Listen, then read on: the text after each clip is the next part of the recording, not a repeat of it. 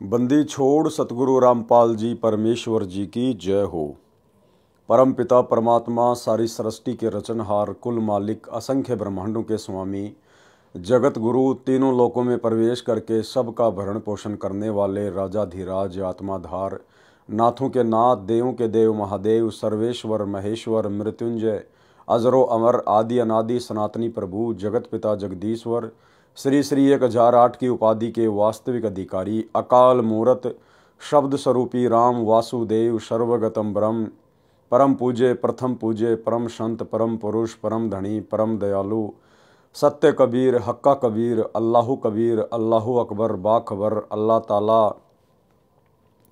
जगत के तारणहार जगत के मुक्तिदाता जगत के जगन्नाथ हारे के सहारे हिंदुओं के राम मुसलमानों के अल्लाह सिखों के वाहिगुरु ईसाइयों के मसीह दया के सागर दयानिधि करुणा के सागर करुणानिधि स्वयंभू परिभू संकट मोचन कष्ट हरण मंगल करण दुख भंजन अविगत कबीर निर्विकार निर्विषम परमात्मा अलय अलेख सतगुरु आदि अनादि सतगुरु असली मर्यादा पुरुषोत्तम असली राम असली कृष्ण असली घनश्याम असली मुरारी राजाओं के राजा महाराजाओं के महाराजा शहंशाहों के शहंशाह सम्राटों के सम्राट भगवानों के भगवान अल्लाहों के अल्लाह प्रभुओं के प्रभु मसीहाओं के मसीह सच्चे वाहिगुरु बाबाओं के बाबा पीरों के पीर सेठों के सेठ जगत सेठ सावड़सा सेठ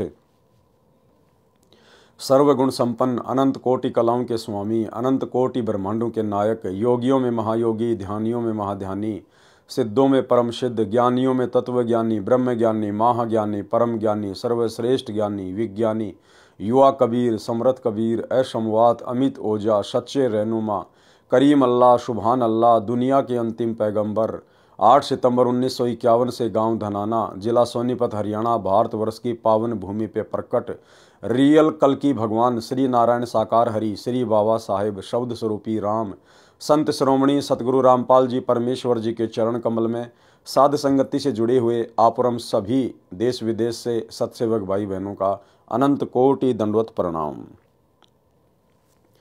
सत्साई भाई और बहनों, दया पूज्य गुरुदेव भगवान की सतगुरु रामपाल जी परमेश्वर जी की सारी सृष्टि के रचनहार की भाई और बहनों, इस कलयुग की बिचली पीढ़ी में साध संगति से जुड़कर गुरुदेव भगवान के विशेष आशीर्वाद से आप और हम सभी सत्सेवक आत्माएं अपनी आत्मा के कल्याणार्थ हेतु भक्ति मार्ग पर मोक्ष प्राप्ति के लिए निरंतर आगे की ओर बढ़ रहे हैं।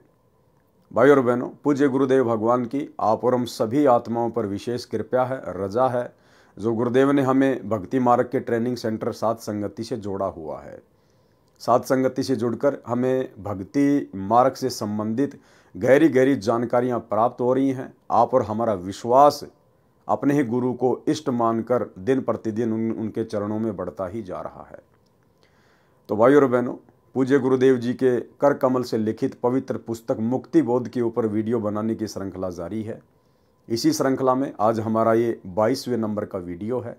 प्रत्येक वीडियो में सतगुरुदेव भगवान के आशीर्वाद से हमें भक्ति मार्ग से संबंधित बहुत कुछ बातें सीखने और समझने को मिलती हैं। तो चलिए आज के वीडियो में हम आगे बढ़ते हैं।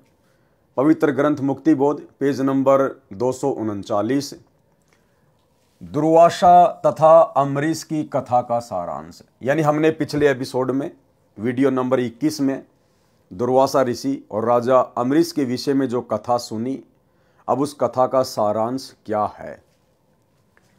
संत गरीबदास जी ने वाणी में बताया है कि गरीब डेरे डांडे खुश रहो खुसरे लहन मोक्ष ध्रुव प्रहलाद उधर गए फिर डेरे में क्या दोष। अर्थात जो साधक घर त्याग कर कर्म सन्यासी होकर साधना करते हैं। कर्म सन्यासी क्या होता है? जो हर प्रकार के काम धंधों से सामाजिक और पारिवारिक जिम्मेदारियों से अपने आप को मुक्त मान लेता है, जो एकांत में जाके साधना करता है, उसको कहते हैं कर्म सन्यासी। एक होता है कर्म योगी, यानी अपना जो कार्य है, जो जिम्मेदारियां हैं, जो कर्म है, उनको करते करते घर में रह के भक्ति करना, उसको कहते हैं कर्म योगी। जो साधक घर त्याग कर कर्म सन्यासी होकर साधना करते हैं, ब्रह्मचारी रहे हैं तथा वन में ही निवास करते हैं, वे मानते हैं कि परमात्मा ऐसे ही प्राप्त होता है। सामान्य व्यक्ति की धारणा भी यही होती है कि परमात्मा की प्राप्ति तो उन्हीं को होती है जो घर त्याग कर मोह माया को छोड़कर जंगल में चला जाता है।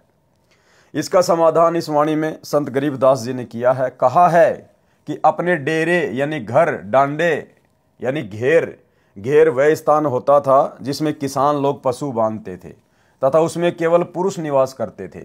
घर में केवल स्त्रियां निवास करती थी। मेल फीमेल का भिन्न स्थान बनाया जाता था।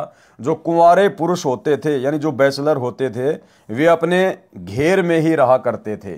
जो विवाहित होते थे यानी जो मैरिड होते थे वे ही रात्रि में अपनी पत्नियों के पास जा सकते थे। इसलिए कहा है कि अपने घर या घेर में खुशी के साथ रहो।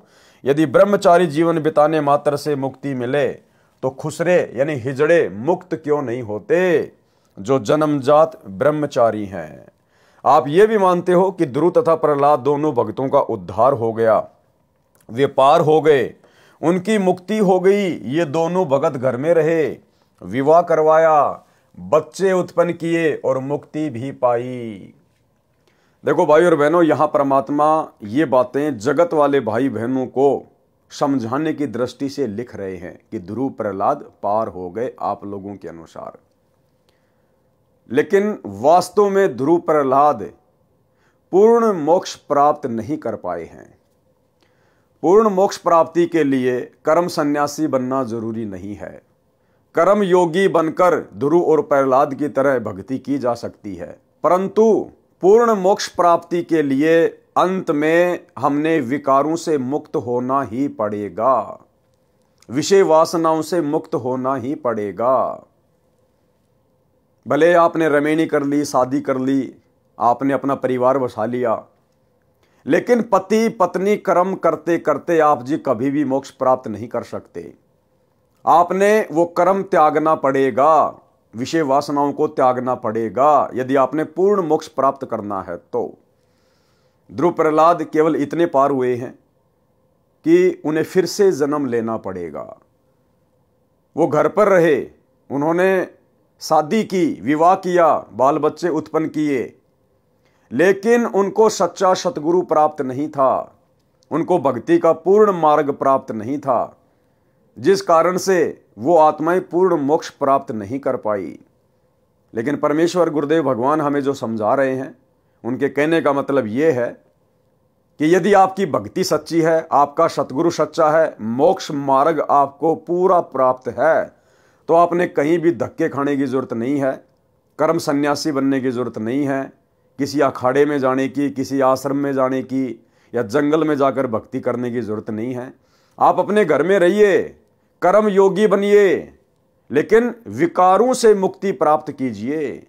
जो बुराइयां हैं उनको छोड़िए, जो विषय विकार हैं आप उनको छोड़िए। परिवार छोड़ने की जरूरत नहीं है, औरत को छोड़ने की जरूरत नहीं है, बच्चे छोड़ने की जरूरत नहीं है। परिवार में रहकर ज्ञान को आधार बनाकर विकारों को छोड़ने की आवश्यकता है, तब जाकर आपका पूर्ण मोक्ष होगा। अन्यथा शादी करके बाल बच्चे पैदा करने वाले और अंत में उन्हीं बाल बच्चों में रहने वाले और विषय वासनाओं में बने रहने वाले ध्रुव प्रहलाद का अभी तक मोक्ष नहीं हुआ है। उनको तो अभी बारंबार जन्म लेने पड़ेंगे। प्रहलाद का पुत्र बैलोचन था, बैलोचन का पुत्र राजा बलि था, जिसने अश्वमेध यज्ञ की थी। परमात्मा बावना यानी ठिगना रूप बनाकर भिक्षा लेने गए थे। परमात्मा कबीर जी द्वारा बताई सत्य साधना बिना मोक्ष नहीं होता। परमात्मा कबीर जी के द्वारा बताई गई सत्य साधना के बिना मोक्ष नहीं होता। ब्रह्मा विष्णु शिव तथा काल ब्रह्म व अक्षर पुरुष को इष्ट मानकर साधना करने से जीव का जन्म मरण समाप्त नहीं होता, इसलिए उसे परम शांति नहीं मिलती, न सनातन परम धाम यानी शाश्वत स्थानम प्राप्त होता है, जिसके विषय में गीता अध्याय 18 श्लोक 61-62 में कहा है कि गीता ज्ञानदाता काल ब्रह्म ने अपने से अन्य परमेश्वर की महिमा बताई है। उसी परमेश्वर की शरण में जाने से परम शांति होती है। किस परमेश्वर की शरण में जाने से? उस तत्वदर्शी संत की शरण में जाने से, उस कबीर भगवान की शरण में जाने से परम शांति होती है। तो भाई अगर आप कबीर भगवान मानते हैं उस डाढ़ी मूंछ वाली कबीर जी की समझे जाने वाली नकली फोटो को, तो भाई उसके भरोसे तो आपको कभी भी परम शांति नहीं हो सकती। क्योंकि आप कभी भी उनकी शरण में नहीं जा सकते यदि आप उसी दाढ़ी मूछ वाले रूप को ही कबीर जी मान रहे हैं तो, क्योंकि वो वर्तमान में ना प्रकट है ना प्रकट हो सकता है। उस रूप में तो परमेश्वर जी ने 650 साल पहले लीला की थी। अब वर्तमान में आपको वो दाढ़ी मूछ वाला कबीर देखने को नहीं मिलेगा, जबकि गीता ज्ञानदाता कहता है कि उसकी शरण में जाने से परम शांति मिलेगी, मोक्ष मिलेगा। शरण का मतलब उससे नाम दीक्षा लेकर भक्ति करने से। तो उस दाढ़ी मूछ वाले कबीर के भरोसे तो आप जी भाई साहब कभी भी सतलोक नहीं जा सकते यदि आप उस दाढ़ी मूछ वाले रूप को ही कबीर जी मानते हैं तो। लेकिन इसके बावजूद आज हमें शरण प्राप्त हो चुकी है हमारे पूज्य गुरुदेव भगवान की। ये वही कबीर परमेश्वर हैं जो 650 साल पहले हम जिस फोटो में जो रूप देखते हैं दाढ़ी मूछ वाला, उस रूप में इन्हीं परमेश्वर ने, सतगुरु रामपाल जी भगवान ने वो लीला की थी। आज पुनः वही कबीर परमात्मा गुरुदेव के रूप में धरती पे प्रकट है। इसलिए आज इनकी शरण में आने से हम परम शांति प्राप्त कर सकते हैं। ये है वो तत्वदर्शी संत। उसी परमेश्वर की शरण में जाने से परम शांति होती है तथा अमर लोक यानी सतलोक प्राप्त होता है। उदाहरण, राजा अम्बरीश श्री विष्णु जी के अच्छे भगत थे, घर में रहते थे, बाल बच्चेदार थे। उनकी भक्ति की शक्ति के सामने कर्म सन्यासी दुर्वासा ऋषि भी हार गया था। चरण पकड़कर अपनी जीवन रक्षा की भीख मांगी थी।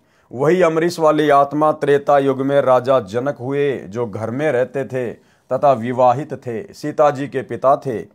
उनकी भक्ति के सामने कर्म सन्यासी वनवासी ऋषि सुखदेव, पुत्र ऋषि कृष्ण दैपायन यानी वेद व्यास ने हार मानी और दीक्षा लेकर राजा को गुरु बनाकर स्वर्ग जाने की व्यवस्था की। यानी जो कर्म योगी थे और जिनको शत भक्ति प्राप्त थी, उनके सामने अपने आप को जो कर्म सन्यासी समझते थे, घर छोड़कर ब्रह्मचारी रहकर तपस्या करते थे, साधना करते थे, उन कर्म सन्यासियों ने कर्म योगियों के सामने घुटने टेके, उनको अपना गुरु धारण किया। तो मात्र घर छोड़ने से भक्ति सफल नहीं होती, मात्र ब्रह्मचार्य का पालन करने से परमात्मा प्राप्ति नहीं होती। हमने कर्म योगी बनकर भक्ति करनी है। और भक्ति यदि हमारे पास में सत्य है, गुरु यदि हमें पूर्ण प्राप्त है, तो भाई फिर आप चाहे कर्म योगी रहो चाहे कर्म सन्यासी रहो, वो भक्ति करने से हमारा बेड़ा पार होगा। कलयुग में वही राजा अम्बरीश व राजा जनक वाली आत्मा स्वर्ग में अपने पुण्यों को खर्च कर भारत देश में, वर्तमान में पाकिस्तान में, श्री कालूराम मेहता खत्री के घर जन्मा, श्री नानक नाम रखा। उस जीवन में भी श्री विष्णु जी की भक्ति करते थे। परमेश्वर कबीर जी उनको बेई नदी के किनारे मिले, यथार्थ आध्यात्मिक ज्ञान बताया, सतलोक लेकर गए, अपनी यथार्थ स्थिति तथा शक्ति से परिचित करवाया, ब्रह्मा विष्णु तथा शिव व ब्रह्म का अस्तित्व दिखाया, फिर वापस छोड़ा। तब श्री नानक जी ने काशी यानी बनारस शहर में जाकर कबीर सतगुरु से सतनाम की दीक्षा लेकर जन्म मरण से छुटकारा पाया, परम शांति प्राप्त की, सनातन परम धाम यानी सचखंड प्राप्त किया। भाई और बहनों, ये जो लेख हैं, ये लेख परमात्मा जगत वाले भाई बहनों के हिसाब से लिख रहे हैं, क्योंकि इन पुस्तकों को आने वाले समय में पूरा विश्व पढ़ेगा। तो किसी को कोई शंका ना हो जाए कि कबीर परमात्मा की भक्ति से मोक्ष नहीं होता। लेकिन जब हम उनकी शरण में आ जाएंगे, यानी जब हम पूज्य गुरुदेव जी की शरण में आ जाएंगे और हम इनके तत्व ज्ञान को समझने लग जाएंगे, तो हमारी नजर में ये लेख कुछ अलग ही अर्थ लेकर आएगा। यानी गुरुदेव भगवान ने बताया कि वे समान रूप से सबके लिए सत्संग करते हैं और जिसकी जैसी बुद्धि विकसित होती है वो उसी प्रकार से सत्संग को पकड़ लेता है। तो सामान्य तौर पर तो परमात्मा ने जगत वालों के लिए लिख दिया कि कबीर परमात्मा की शरण में आकर नानक जी ने पूर्ण मोक्ष प्राप्त किया, जन्म मरण से मुक्त हो गए।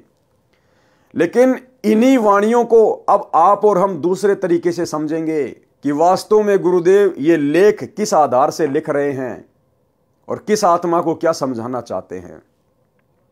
रियल में गुरुदेव भगवान ने बता दिया कि ये वर्तमान बिचली पीढ़ी का समय मोक्ष प्राप्ति का समय है।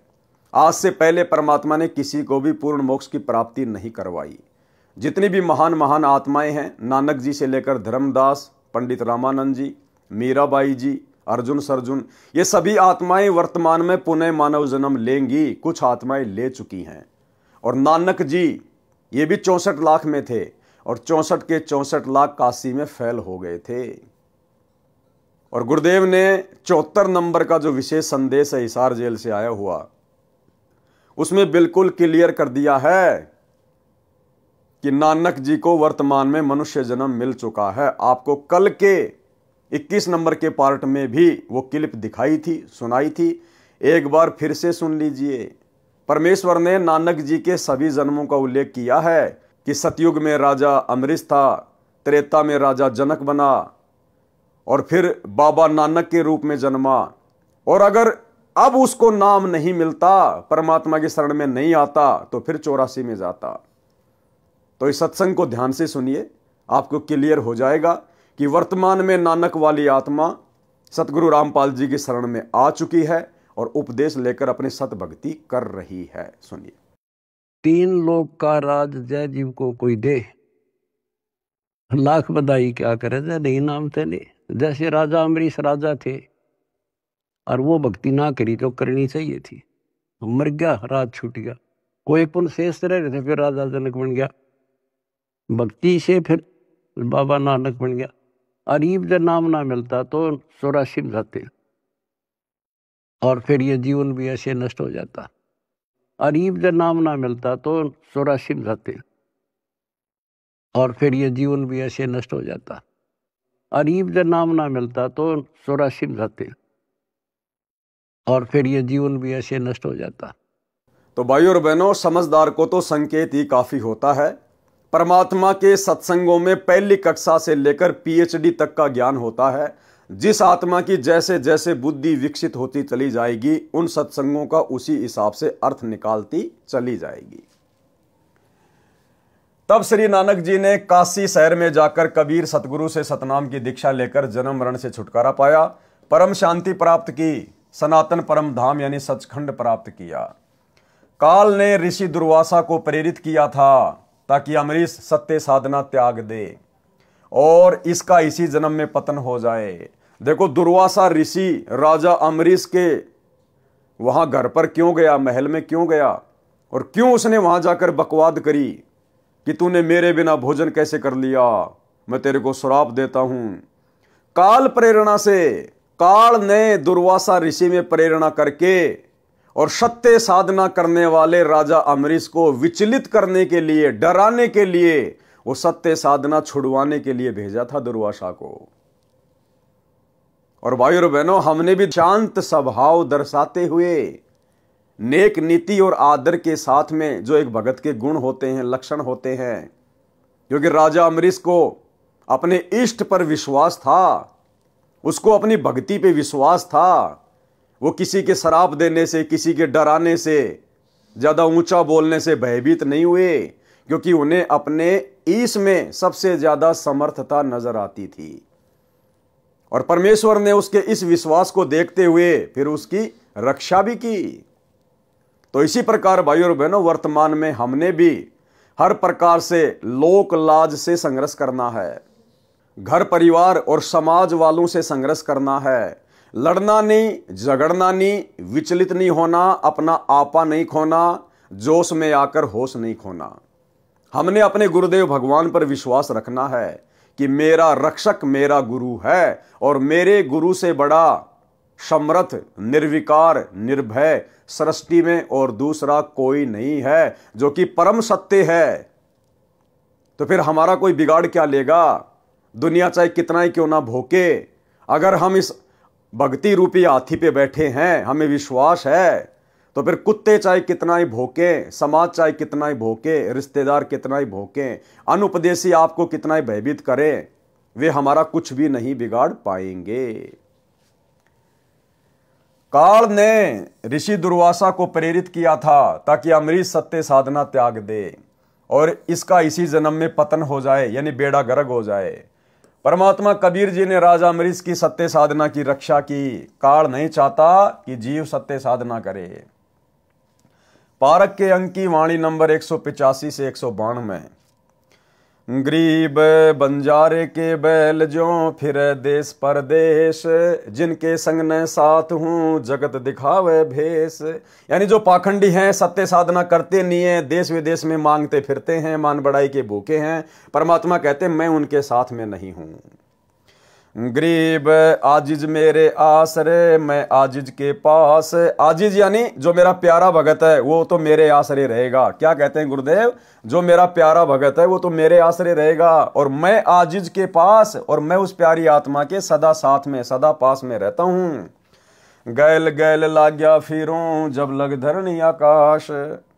गरीब नारद से साधु सती, अति ज्ञाता परवीन, एक पलक में बह गए मन में बाकी मलिन। गरीब दुर्वासा अमरीश कह गए ज्ञान गुणडार, चरण कंवल शिक्षा लई तुम ईश्वर प्राण उधार। गरीब बख्शो प्राण दया करो, पीठ लगाओ हाथ, उर मेरे में ठंडी होए शीतल कीजिए गात। गरीब अमरीश मैं कहता हाँ बिहन से बदन खुलाश, तुम ऋषि मेरे प्राण हो मैं हूं तुम्हारा दास। यानी दुर्वासा ऋषि ने इतनी बदसलूकी की राजा अमरीश के साथ में, उसके बावजूद भी राजा अमरीश ऋषि दुर्वासा से नाराज नहीं हुए और कहा कि मैं तो आपका दास हूं, जैसा आपने किया वैसा परिणाम आपको मिल गया। गरीब चक्र सुदर्शन शीस धरी, दीजो भक्ति की आन, मैं चेरा चरणा रहूं बख्शो मेरे प्राण। और वर्तमान में क्या हो रहा है भाइयों और बहनों? वर्तमान में भगत ये तत्व ज्ञान लेकर, छोटी छोटी बातों को लेकर एक दूसरे के साथ में इस कदर राग द्वेष ईर्ष्या में उलझे पड़े हैं कि पता नहीं जैसे कोई मेरे जन्म जन्मों का शत्रु है, जन्म जन्मों का शत्रु। अरे भैया, अगर आप किसी भगत के विचारों से सहमत नहीं हैं, अगर किसी भगत ने आपके साथ में धोखा कर दिया, छल कपट कर दिया, तो भैया आप उस भगत को छोड़िए ना। आप परमात्मा की मर्यादाओं को क्यों तोड़ रहे हैं? आप परमात्मा के सत्संग रूपी विधान के खिलाफ क्यों उसके साथ ऐसा व्यवहार कर रहे हैं? अगर आपको लगता है कि इस भगत से मेरे विचार मेल नहीं खाते हैं, तो उस भगत से बातचीत बंद कर दीजिए, मिलना जुलना बंद कर दीजिए। फिर लग जाएंगे उसके पीछे काले कुत्ते की तरह मोबाइल में वीडियो बनाने में, पंपलेट बनाने में, वो ऐसा ये ऐसा, वो ठग है, वो ये है, फिर अपने और ज्यादा वो क्रम फोड़ता है। राजा अमरीश से शिक्षा लेनी चाहिए ऐसे बुद्धिहीन भक्तों को। अरे दुर्वासा ऋषि ने तो राजा अम्बरीश को मारने के लिए चक्र सुदर्शन छोड़ दिया था, उसके बावजूद भी राजा अम्बरीश ने उसको यही कहा कि मैं तो आपका दास हूं, आप तो मेरे लिए आदरणीय हैं, आपको तो केवल आपके कर्म मिले हैं, मैं क्या कर सकता हूं इसमें। यानी राजा अम्बरीश ने अपने मन में दुर्वासा ऋषि के प्रति कोई वैर भाव पैदा नहीं किया। तो भाइयों और बहनों, आज हमें तो तत्व ज्ञान मिल गया है, और ये तत्व ज्ञान मिलने के बाद भी ज्यादातर भगत छोटी छोटी बातों को लेकर आपस में राग द्वेष ईर्ष्या में फंसे हुए हैं। भाई कैसे परमात्मा प्राप्त करेंगे? गरीब चक्र सुदर्शन पकड़ कर अमरीश बैठाए, दुर्वासा पर मेहर करी चलो भक्ति के भाई। सरलार्थ, परमात्मा ने कहा है कि मेरा सिद्धांत है कि जो हरियाई गाय की तरह इधर उधर दुनिया को ठगते फिरते हैं, मैं उनके साथ नहीं हूं। क्या विधान बताया गुरुदेव ने? कि मेरा विधान है कि जो हरियाई गाय की तरह इधर उधर भटकते रहते हैं, दुनिया को ठगते रहते हैं। हरियाई गाय क्या होती है?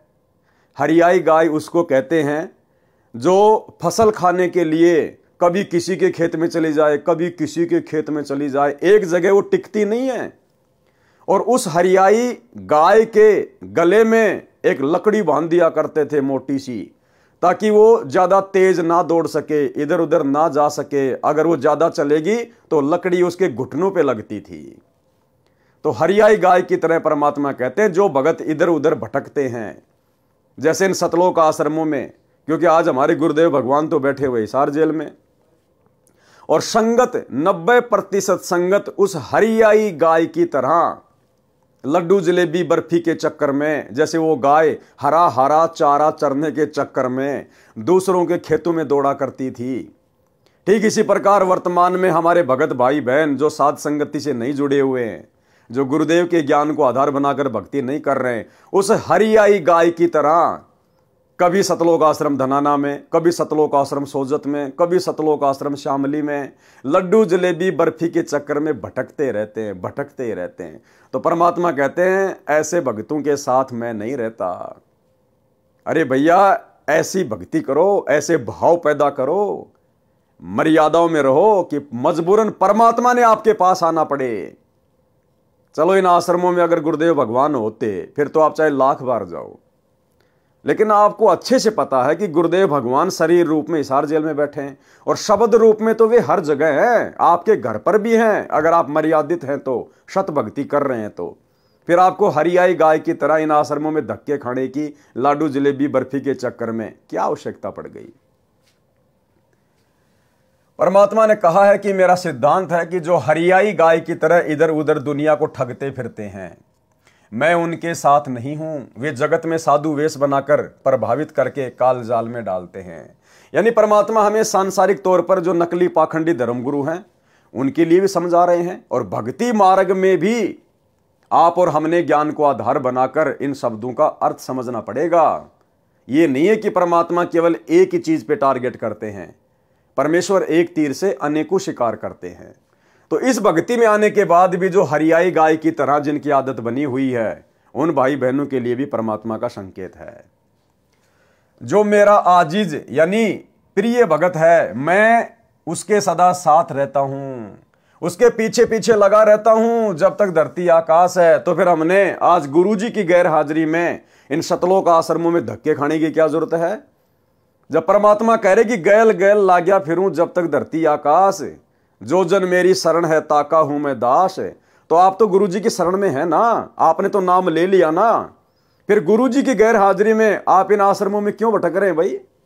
परमात्मा तो कह रहे हैं ऐसी आत्माओं के तो मैं पीछे पीछे भटकता हूं, और आप लोग सतगुरु मिलने के बाद, उनकी शरण मिलने के बाद, और आपको पता है कि गुरुजी आश्रमों में नहीं है, उसके बावजूद भी आप हरियाई गाय की तरह वहां भटक रहे हैं, धक्के खा रहे हैं, तो वहां परमात्मा नहीं मिलने वाला। इस विधि से भगवान नहीं मिलने वाला। परमात्मा तो कहते हैं अगर तू भक्ति करेगा, मर्यादा में रहेगा, तो मैं तेरे पीछे पीछे भटकूंगा, 24 घंटे छाया की तरह मैं तेरे साथ में रहूंगा। बताओ फिर भगत को भटकने की जरूरत क्या है। जो मेरा आजीज यानी प्रिय भगत है, मैं उसके सदा साथ रहता हूं। गेल गेल यानी पीछे पीछे लगा रहता हूं जब तक धरती तथा आकाश है। इसलिए हम सत्सेवक भाई बहन मर्यादाओं पर ज्यादा जोर देते हैं, गुरु को प्रसन्न करने की तरफ ज्यादा ध्यान देते हैं, ताकि हमें कहीं भटकने की जरूरत ना पड़े और पल पल सतगुरु हमारे साथ में शब्द रूप में रहे। नारद जी साधना करने वन में गए थे, 12 वर्ष साधना करके लौटे तो अपने पिता ब्रह्मा से कहा कि मैंने अपनी इंद्रियों पर काबू पा लिया है। ब्रह्मा जी ने कहा कि अच्छी बात है, परंतु अपनी उपलब्धि को बताना नहीं चाहिए। बिल्कुल भाई और बहनों, सही कहा ब्रह्मा जी ने, लेकिन वर्तमान में आप और हमें तत्व ज्ञान प्राप्त है, लाभ हानि का अच्छे से गुरुदेव ने हमें समझा दिया है। इसलिए यदि हमें किसी प्रकार की कोई उपलब्धि हो भी जाती है, यदि हम अपने विषय विकारों पर कंट्रोल प्राप्त कर भी लेते हैं, तो पहली बात तो हमें अंदर से पता है कि ये मेरे बस की बात नहीं थी, ये मेरे गुरुदेव भगवान के आशीर्वाद से ऐसा संभव हुआ है, और गुरुदेव भगवान ने ऐसा इसलिए किया ताकि मैं शांति से भक्ति कर सकूं। तो विषय विकारों पर कंट्रोल करने के बाद जो आत्मीय आनंद, जो शांति हम इस भक्ति मार्ग पर महसूस कर रहे हैं, प्राप्त कर रहे हैं, उस मकसद से तो हम दूसरे भगत भाई बहनों को समझा सकते हैं कि भाई देखो, वास्तव में भक्ति का आनंद तो उसी समय है जब हम विषय विकारों से दूर हट जाएंगे, और भाई इनके हटे बिना बात बनेगी नहीं। और भाई दास के ऊपर भी गुरुदेव भगवान की विशेष मेहर हुई है, परमात्मा ने इन विषय विकारों से दास को भी दूर कर दिया है भक्ति के लिए। तो इस प्रकार से तो हम समझा सकते हैं, दूसरों को बता सकते हैं, उनको भी अच्छे कर्मों के लिए प्रेरित करने के लिए। और एक होता है कि मैंने विषय विकारों पे विजय प्राप्त कर ली, हाँ मैंने अपनी पत्नी को अपनी बहन बना लिया, अब मैं काल के जाल में नहीं फंसने वाला, तो वो जरूर फंसेगा, क्योंकि वो अहंकार में बोल रहा है। तो इस मकसद से ब्रह्मा जी ने अपने पुत्र नारद को कहा था कि बेटा किसी और के सामने जिक्र मत करना, परंतु अपनी उपलब्धि को बताना नहीं चाहिए। आप श्री विष्णु जी से तो ये बात बिल्कुल ना कहना। नारद जी तो उमंग से भरा था, श्री विष्णु जी के पास गए, उनको अपनी साधना की सफलता बताई। अब बताओ, ये देवी देवता भाई और बहनों, आप और हमारे से भी नैतिक ज्ञान में नीचे गिरे हुए हैं। ब्रह्मा जी का बेटा नारद, और जब नारद ने अपनी उपलब्धि अपने पिता को बताई तो ब्रह्मा जी ने आदेश दिया कि बेटा विष्णु को तो विशेष तौर पर मत बताना, तेरे चाचा को तो बिल्कुल ही मत बताना। इसके बावजूद नारद जी सबसे पहले विष्णु जी के पास गए और सारी बात बता दी। तो कहां ये अपने बाप की बातें मानते हैं? तो भाई और बहनों, ऐसा का ऐसा लफड़ा, ऐसा का ऐसा झगड़ा ऊपर के लोकों में है। ऊपर कुछ भी विशेष नहीं है, यहां से भी ज्यादा आग लगी हुई है। परंतु अपनी उपलब्धि को बताना नहीं चाहिए। आप श्री विष्णु जी से तो ये बात बिल्कुल ना कहना। नारद जी तो उमंग में भरा था, श्री विष्णु जी के पास गए, उनको अपनी साधना की सफलता बताई। यानी अपने बाप की बात नारद जी ने नहीं मानी कि मैंने अपनी इंद्रियों पर काबू पा लिया है। यह कहकर कुछ देर बाद चल पड़े।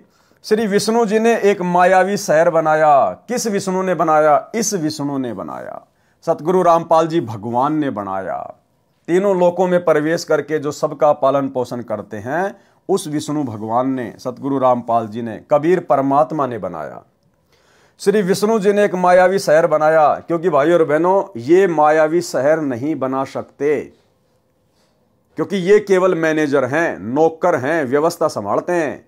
और मैनेजर कभी भी फैक्ट्री नहीं खोल सकता, कंपनी नहीं खोल सकता, वो तो मालिक खोलता है, मैनेजर केवल व्यवस्था देखता है। श्री विष्णु जी ने एक मायावी शहर बसाया, उसमें राजा की लड़की का विवाह का स्वयंवर रचा। मनमोहक माहौल था। नारद ने सुने विवाह के गीत। नारद विवाह कराने के लिए अत्यधिक प्रेरित हुआ। अब बताओ, अपने पिता के पास तो जाके ढोल पीट रहा था, विष्णु के पास जाके ढोल पीट रहा था कि मैंने कामदेव पर विजय प्राप्त कर ली। और जैसे ही वहां शादी का माहौल देखा, तुरंत मन में उमंग पैदा हो गई शादी करवाने की। रूप के लिए, यानी अच्छी शक्ल प्राप्त करने के लिए, ताकि लड़की जल्दी प्रसन्न हो जाए और मेरे गले में वरमाला डाल दे। रूप के लिए भगवान विष्णु से उसका रूप मांगा। भगवान ने बंदर का मुख नारद को लगा दिया। लड़की ने श्री विष्णु जी को वरमाला डाल दी, जो स्वयंवर में आया था। नारद को पता चला कि मेरे साथ विष्णु ने धोखा किया है, तो श्राप दे दिया कि आप भी मेरे की तरह एक जीवन स्त्री के लिए तड़फ तड़फ कर मरोगे। श्री रामचंद्र के रूप में विष्णु जी का जन्म अयोध्या के राजा दशरथ के घर हुआ। फिर वनवास हुआ। सीता पत्नी श्री राम भी वन में साथ गई। सीता का अपहरण हुआ। श्री राम ने सारा जीवन पत्नी के वियोग में बिताया। अब बताओ, ये ब्रह्मा विष्णु महेश काहे के समर्थ हैं, काहे के भगवान है ये? अरे भगवान के ऊपर किसी का श्राप काम करेगा क्या? जबकि अपने भतीजे का श्राप श्री विष्णु जी के ऊपर काम कर गया।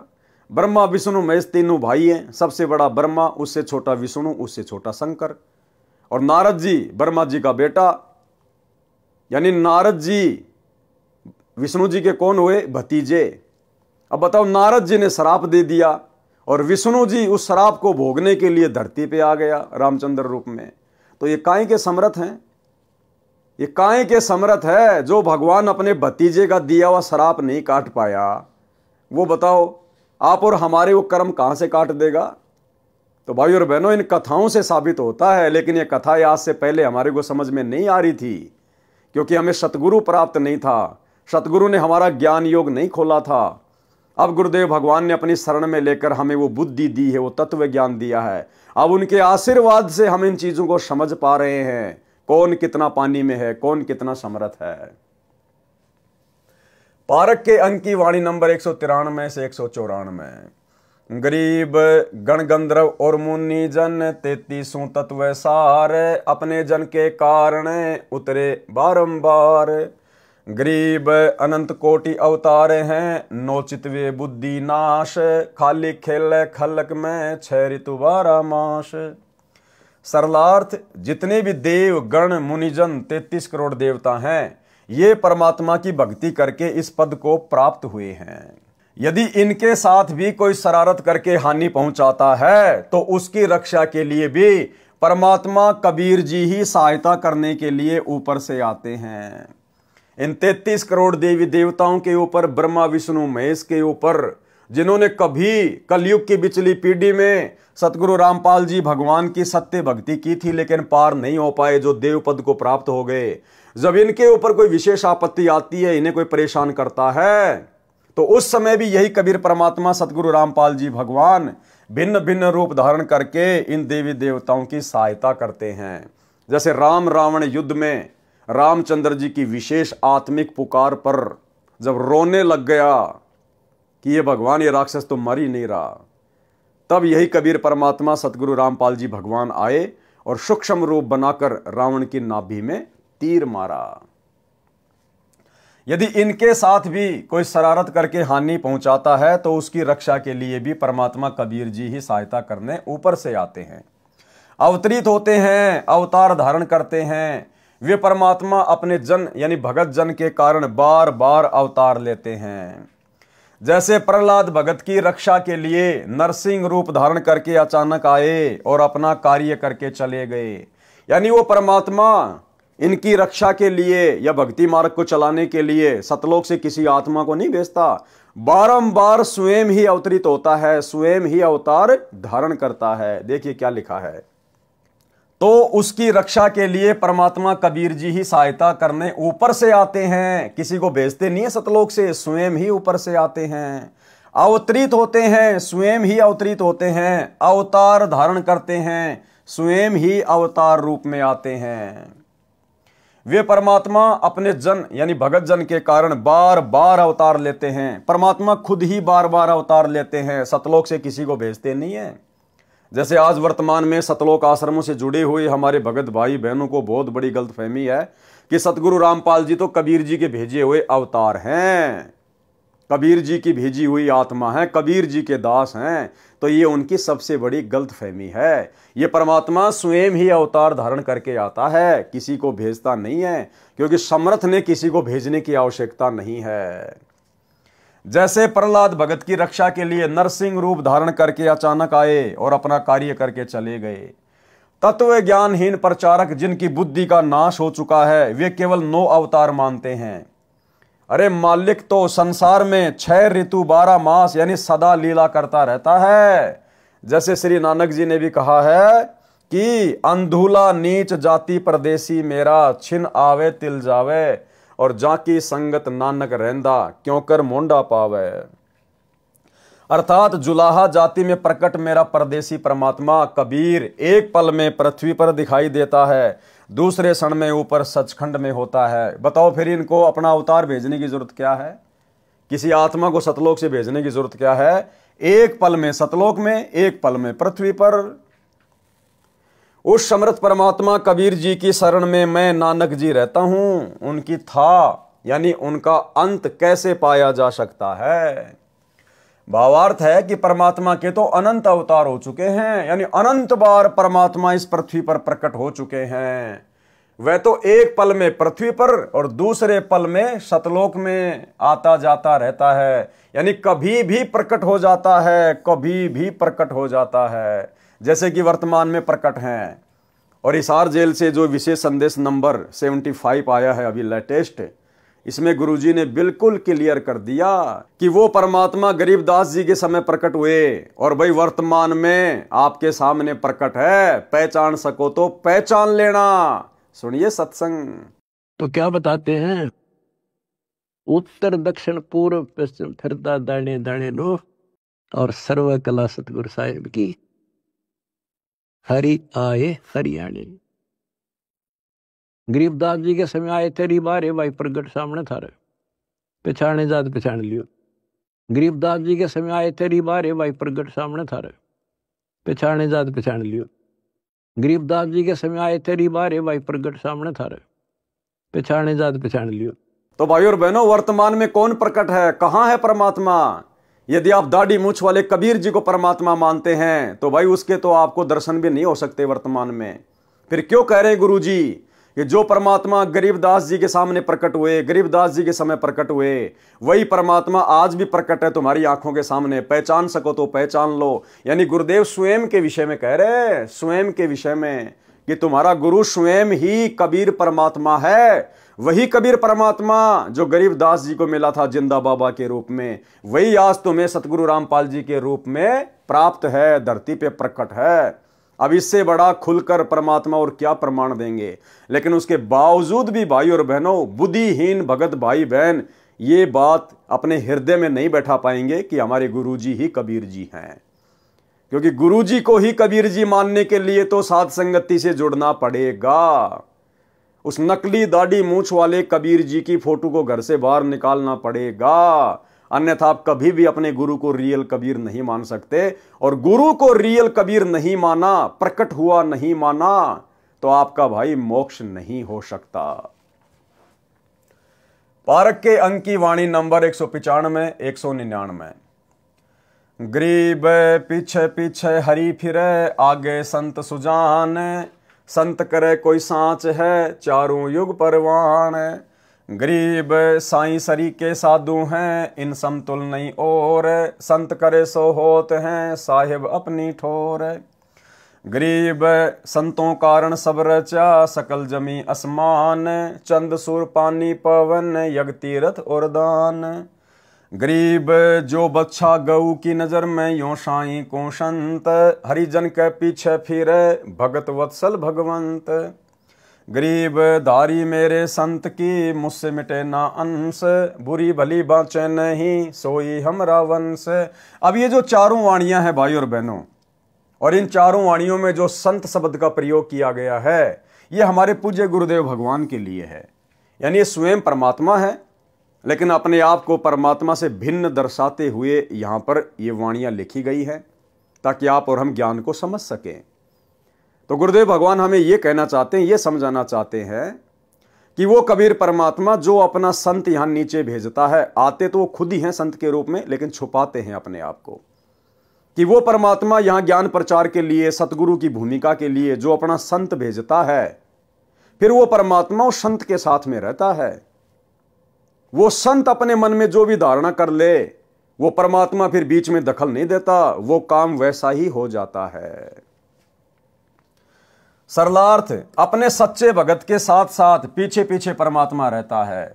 यानी संत रूप में जो तत्वदर्शी संत रूप में आता है, यहां अपने आप को छुपाते हुए परमात्मा दोहरी भूमिका करते हुए अपने ज्ञान को आप और हमारे तक पहुंचाने के लिए इस प्रकार से अपने आप को भिन्न दर्शा रहे हैं। अगर गुरु जी खुद कहें कि मैं कबीर हूं, तो कोई नहीं मानेगा ये बात। अब तो मान जाएंगे, क्योंकि अब तो हमें समझ में आ गया, परमात्मा ने समझा दिया। लेकिन 1994 में जब इन्होंने अपना ज्ञान देना शुरू किया, उस समय यदि ये कहते कि मैं कबीर भगवान हूं, मैं ही काशी वाला जुला हूं, तो कोई भी स्वीकार नहीं करते। इसलिए उस कबीर परमेश्वर ने अपने आप को एक संत रूप में ज्यादा दूसरों के सामने प्रदर्शित करना पड़ता है। उस आधार से वाणियां लिखी गई है कि अपने सच्चे भगत के साथ साथ पीछे पीछे परमात्मा रहता है। संत जो करते हैं, सच्चा कार्य करते हैं, यानी सही करते हैं, कभी किसी का अहित नहीं करते। कौन? पूर्ण संत। चारों युगों में प्रमाण रहा है कि संत सही क्रिया करते हैं, भलाई के शुभ काम करते हैं। सच्चे साधक परमात्मा के समान आदरणीय हैं। कौन सच्चे साधक? जो पूर्ण संत होते हैं, जो तत्वदर्शी संत होते हैं, वो परमात्मा के बराबर ही आदरणीय हैं। इनके समान अन्य की तुलना नहीं की जा सकती। परमात्मा अपने सच्चे भगत को अपनी शक्ति प्रदान कर देते हैं, अपने सच्चे भगत को, अपने सच्चे संत को। जैसे आज गुरुदेव अपने आप को छुपाते हुए सच्चे भगत की, सच्चे संत की भूमिका में हैं। परमात्मा अपने सच्चे भगत को अपनी शक्ति प्रदान कर देते हैं। परमात्मा कबीर जी कहते हैं कि मेरी बजाय इन संतों से मांगो। संत परमात्मा से प्राप्त शक्ति से अपने अनुयायियों की मनोकामना पूर्ण करते हैं, उनकी रक्षा करते हैं। परमात्मा कबीर जी उनके बीच में कोई दखल नहीं देते। यानी संत ने जो धारणा अपने मन में बना ली, जो आशीर्वाद अपने शिष्य को दे दिया, फिर परमात्मा बीच में कोई दखलंदाजी नहीं करता। क्यों? क्योंकि संत स्वयं ही परमात्मा होता है। कौन से मार्ग में? इस कबीर परमात्मा के सतलोक वाले मार्ग में, सत भक्ति मार्ग में, अन्य पाखंडियों की भक्ति में नहीं, तीन लोक की भक्ति में नहीं, केवल सतलोक वाली भक्ति में कबीर परमात्मा खुद ही संत रूप में होता है। इसलिए भला बीच में दखलंदाजी और कौन करेगा। इसलिए कहा है कि संत करे सो होत हैं, यानी तत्वदर्शी संत करे सो होत हैं, और साहिब अपनी ठोर। वो परमात्मा बीच में दखलंदाजी नहीं करता। परमात्मा ने भक्तों के लिए पृथ्वी तथा इसके सहयोगी सूर्य, आकाश, हवा व जल व अन्य ग्रह बनाए हैं ताकि वे भक्ति करके अपना कल्याण करवा सकें। तीर्थ स्थान भी भक्तों का साधना स्थल है। दान की परंपरा भी भक्ति में अति सहयोगी है, परंतु दान संत यानी गुरु को दिया जाता है। कुपात्र को दिया दान तो रण रे यानी अनुपजाऊ यानी बंजर भूमि में बीज डालकर खराब करने के समान है। परमात्मा कबीर जी ने कहा है कि कबीर गुरु बिन माला फेरते, गुरु बिन देते दान, गुरु बिन दोनों निष्फल है, भावे देखो वेद पुराण। अर्थात भगत को चाहिए कि पहले पूर्ण गुरु से दीक्षा ले, फिर उनको दान करे, उनके बताए मंत्रों का जाप यानी सुमरण करे। गुरुजी से दीक्षा लिए बिना भक्ति के मंत्रों के जाप की माला फेरना तथा दान करना व्यर्थ है। गुरु बनाना अति आवश्यक है। प्रमाण कबीर राम कृष्ण से कौन बड़ा, उन्हों भी गुरु कीन, तीन लोक के वेदनी गुरु आगे अधीन। आम सांसारिक लोग श्री ब्रह्मा विष्णु महेश से और उनके जो अवतार हैं, श्री राम रूप में आए, श्री कृष्ण रूप में आए, तो आम जो सांसारिक लोग हैं जो तत्व ज्ञान से अपरिचित हैं, वे श्री राम और श्री कृष्ण से तो बड़ा किसी को परमात्मा नहीं मानते, भगवान नहीं मानते। तो हमें गुरुदेव समझाना चाहते हैं कि तुम्हारे उन भगवानों ने भी गुरु धारण किया, गुरु से उपदेश लेकर भक्ति की, तब वापस अपने लोक में जा पाए सूक्ष्म शरीर में। फिर तुम वर्तमान में भाई बिना गुरु के कौन से खेत की मूली हो जो 84 लाख योनियों से और नरक से छूट जाओगे। कबीर राम कृष्ण से कौन बड़ा, उन्हों भी गुरु कीन, तीन लोक के वेदनी गुरु के आगे आधीन। अर्थात पृथ्वी के मानव, स्त्री और पुरुष श्री राम तथा श्री कृष्ण से बड़ा देवता किसी को नहीं मानते। उन दोनों ने गुरु जी से दीक्षा ली, तीन लोक के मालिक होते हुए भी उन्होंने गुरु बनाए। श्री कृष्ण जी ने ऋषि दुर्वासा जी को अध्यात्म गुरु बनाया। ऋषि संदीपनी उनके शिक्षक गुरु थे, यानी श्री कृष्ण जी के दो गुरु थे। एक तो संदीपनी ने केवल उनको अक्षर ज्ञान करवाया था, पढ़ाई लिखाई वाले गुरु थे। दूसरे दुर्वासा ऋषि जिन्होंने आध्यात्मिक ज्ञान की दीक्षा दी। श्री कृष्ण जी ने ऋषि दुर्वासा जी को आध्यात्म गुरु बनाया, ऋषि संदीपनी उनके शिक्षक गुरु थे। श्री रामचंद्र जी ने ऋषि वशिष्ठ जी को गुरु बनाया। वे दोनों त्रिलोकनाथ होते हुए भी अपने अपने गुरु के आगे आधीन भाव से पेश होते थे। फिर आम लोगों की क्या औकात है जो गंगा जी में डुबकी लगाने से, कुंभ में डुबकी लगाने से, किसी तीर्थों पर जाने से, मंदिर मस्जिद में जाने से और वे पाप मुक्त हो जाएंगे या वे उस स्तर की साधना का लाभ उठा पाएंगे? बिल्कुल नहीं। परमात्मा अपने भगत पर निरंतर दृष्टि रखते हैं कि कहीं कोई देव, भूत, पितर, प्रेत, गण, गंधर्व, राक्षस, यक्ष, यमदूत मेरे भगत को हानि ना कर दें। जैसे गाय अपने बच्चे यानी बछड़ी बछड़े पर निरंतर दृष्टि रखती है, चारा चरते समय भी एक आंख बच्चे पर ही लगी रहती है।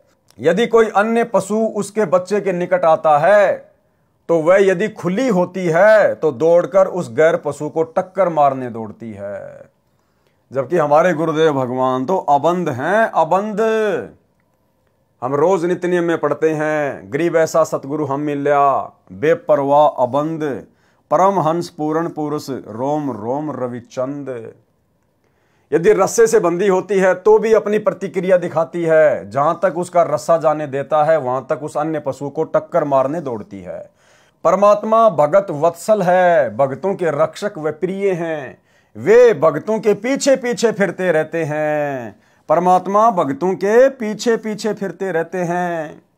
भाई जब खुद भगवान हमारे पीछे पीछे फिरते रहते हैं तो भला फिर हमने वर्तमान में परमात्मा की गैर हाजिरी में, गुरुदेव की गैर हाजिरी में उन आश्रमों में जाके धक्के खाने की जरूरत क्या है? भाई यदि हम भगत हैं, सही भक्ति कर रहे हैं, मर्यादा में हैं, तो ऐसे भगत के जब परमात्मा खुद ही पीछे पीछे फिरता रहता है तो हमने वर्तमान में गुरुजी की गैर हाजिरी में इन सतलोक आश्रमों में धक्के खाने के लिए क्यों जाना?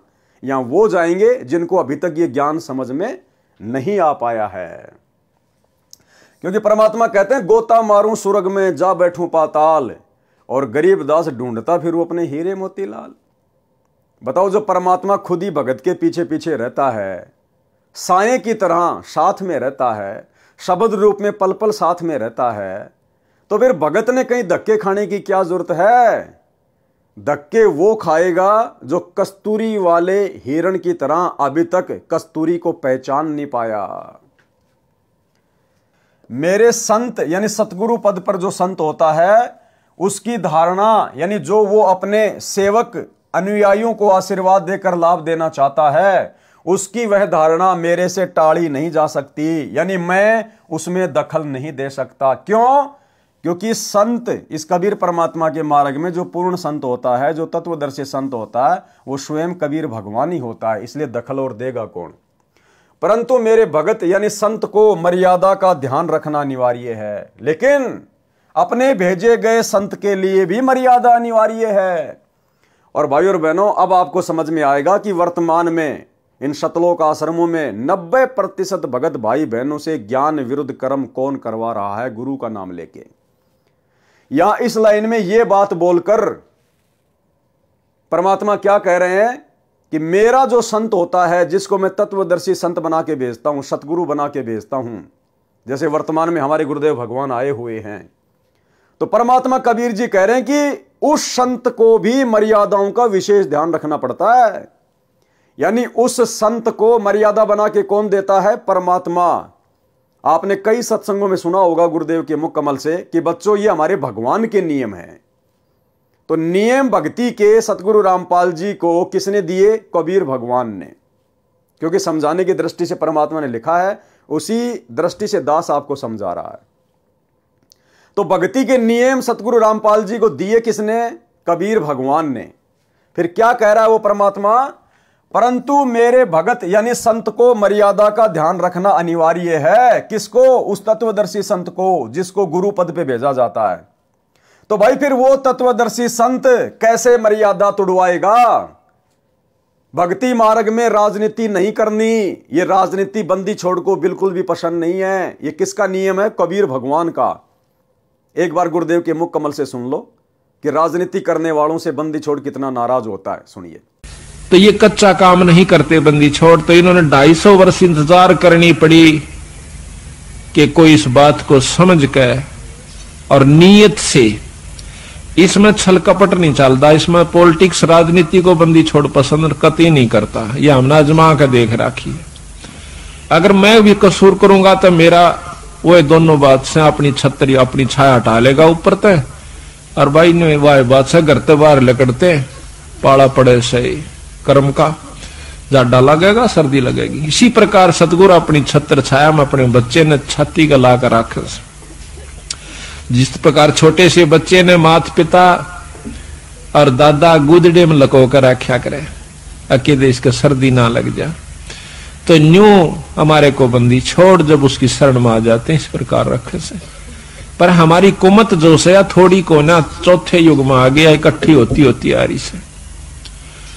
महाराज के युगन युगन की वासना हुई इकट्ठी आन, निर्मल क्यों कर होगा, कोई संत लग्या नहीं कान। तो बात यही हमारा कहने का तात्पर्य है कि जो 40 साल से वहां पर पापड़ बेल रहे थे, उनकी करनी में अंतर था। उनकी कथनी कुछ और करनी कुछ रही। यहां पर कथनी थोड़ी हो, करनी अधिक हो, जो परमात्मा बंदी छोड़ प्रसन्न होते हैं। इन सारा बेरा हम सोच क्या रहे हैं और करांगे क्या, हम इस तक के छुपा सकते हैं।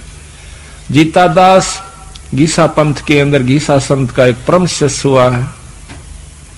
वो कहते हैं अपने गुरु को परमात्मा स्वरूप समझ कर चले, तो वह कहते हैं कि मेरे पर्दे के महरमी पिया जी, अपने गुरु को कहते हैं, और आपसे कहां लको लो जिया जी, पर्दे तक के आप मेरे जानने वाले हो, ई बाप तो मैं के छुपा सकता हूं मालिक।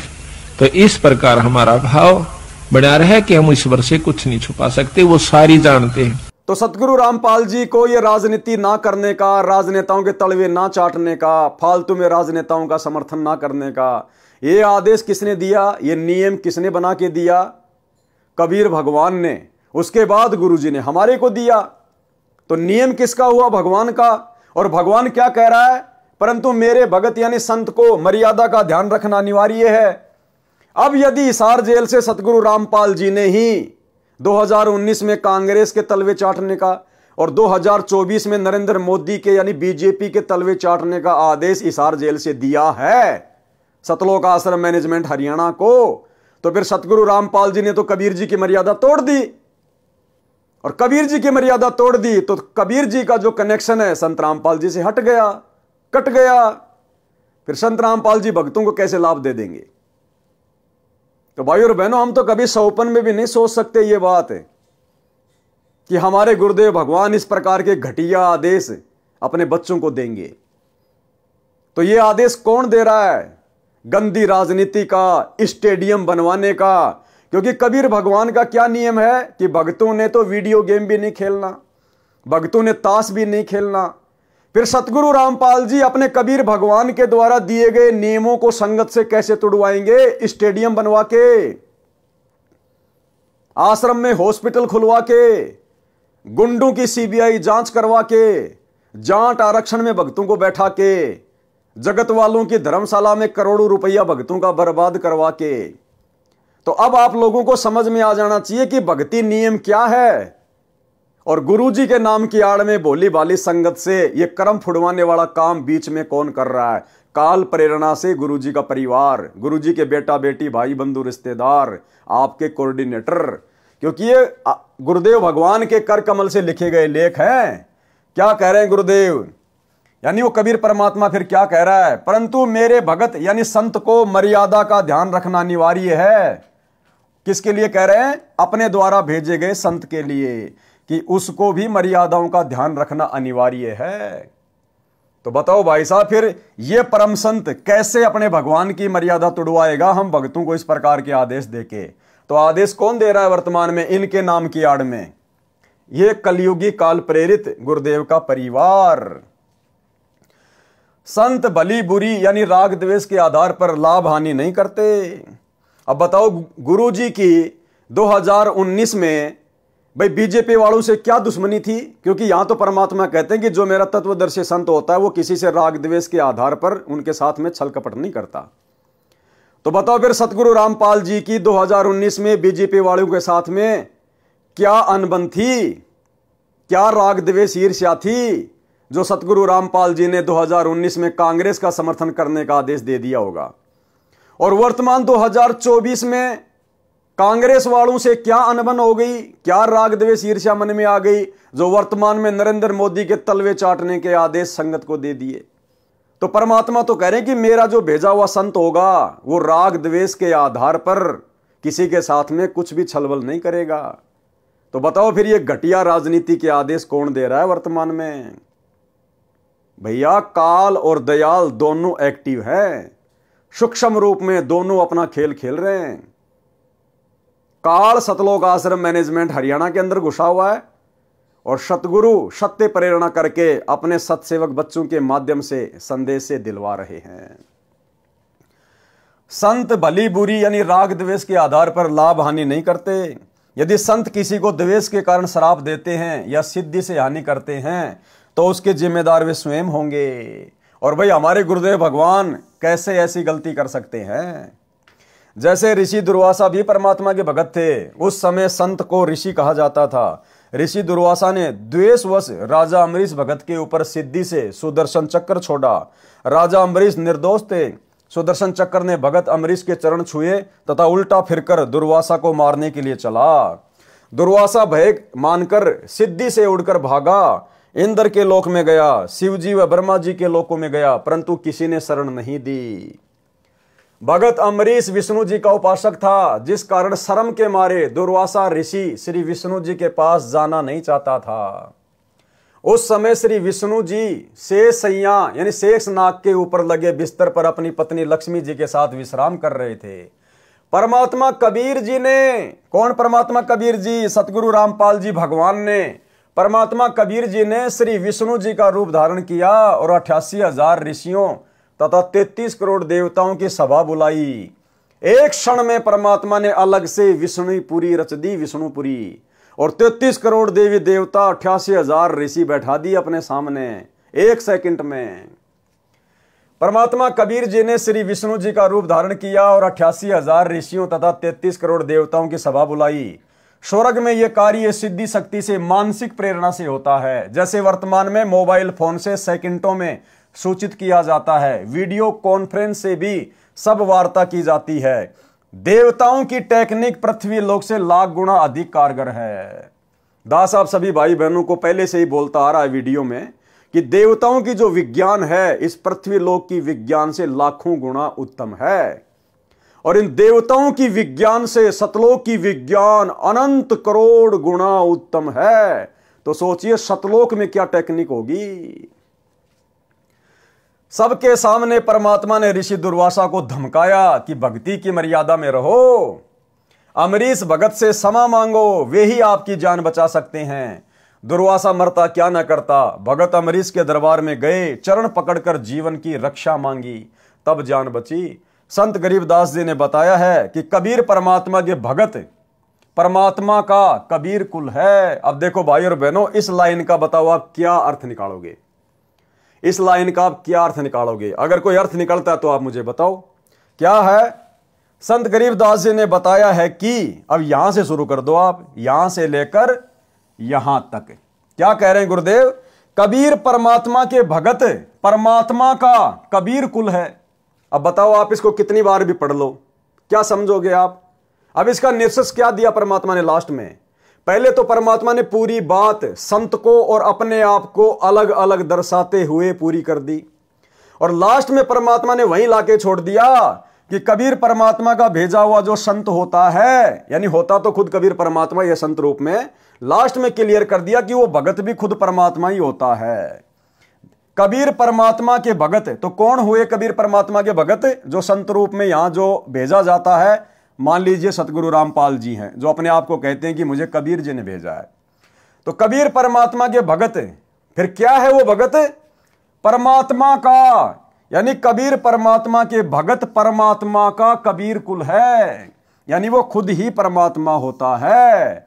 वो कबीर परमात्मा खुद ही संत रूप में धरती पे प्रकट होता है।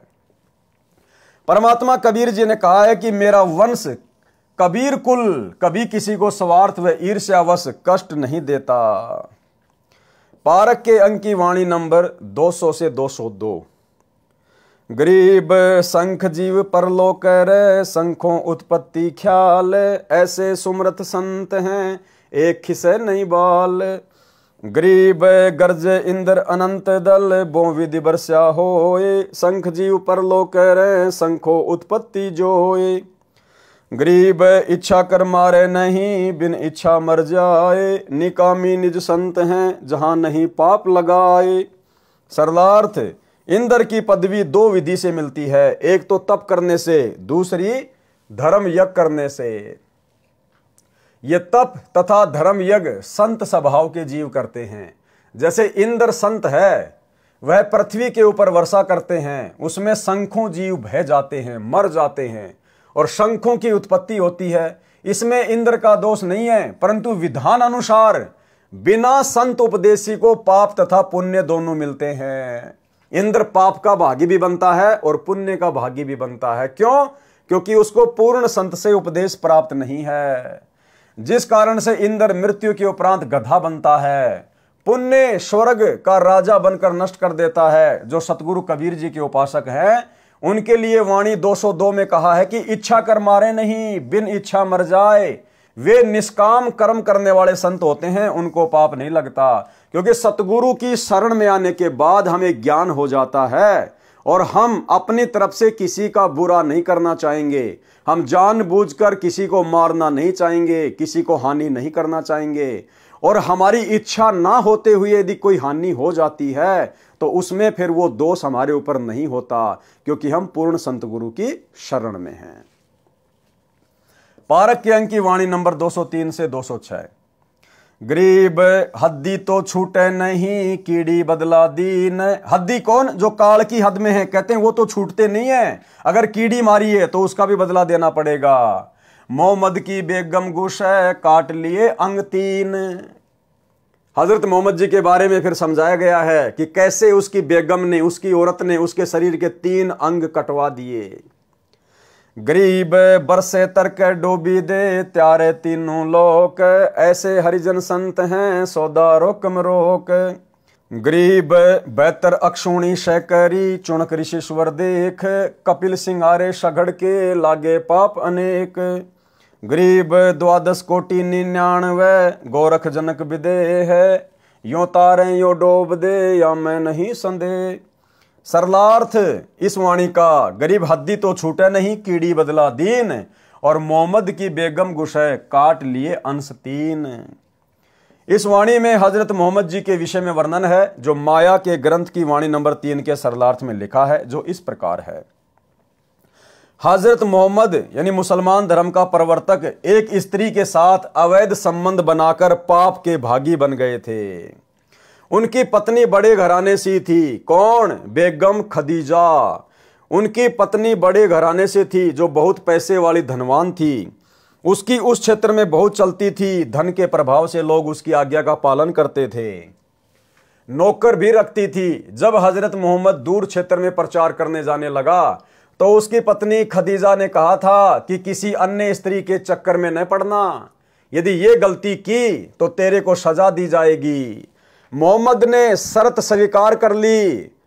दूर स्थान पर मुसलमान धर्म का प्रचार करते समय आदि माया की प्रेरित सुंदर स्त्री जो विधवा थी, आदि माया के द्वारा प्रेरित सुंदर स्त्री।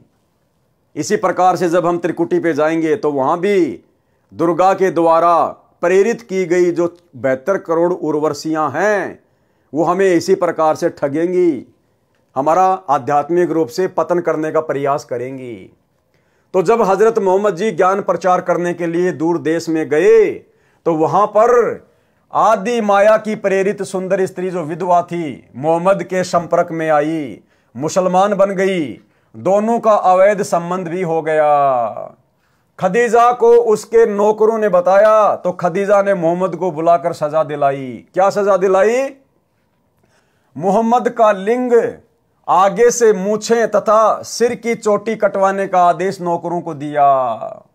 ये वर्तमान में मुसलमान धर्म में जो परंपरा पड़ी हुई है सुन्नत करने की, मूछें छोटी छोटी रखने की और सर पर टोपी पहनने की, यहां से शुरुआत हुई है इन 3 चीजों की जो इन्होंने अपने धर्म का प्रतीक बना लिया। क्या था वो कारण?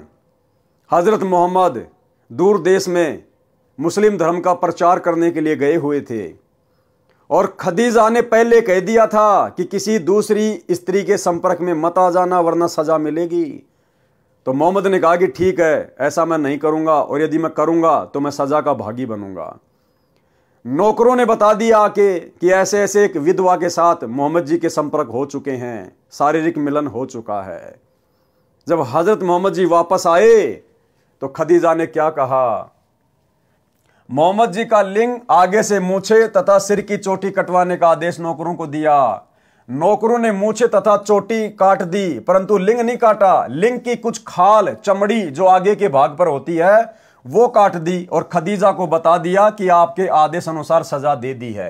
मूछे व चोटी तो स्पष्ट कटी दिखाई दे रही थी, यानी पहले मुसलमान भी हिंदुओं की तरह लंबी लंबी चोटी रखा करते थे। एक खदीजा ने कटवाई सजा के तौर पर।